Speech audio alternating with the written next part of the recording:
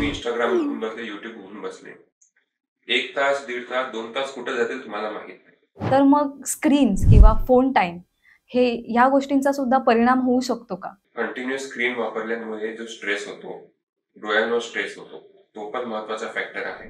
तर मग कोणत्या वयापासून बीपी चेक करणं हे स्टार्ट केलं पाहिजे? तर फर्स्ट चेकअप तर तुम्ही त्वरित करून घ्या. आजकालच्या आयुष्यामध्ये आपण हे खूप बघतो की late night party, smoking, alcohol हे सगळं लोकं खूप जास्ती प्रमाणात करतात. तेव्हा या गोष्टी खूप सहज आपण घेतो की मला काही होणार नाही, लेट नाईट 12, 1, 2, 4 वाजेपर्यंत जाऊ शकतो.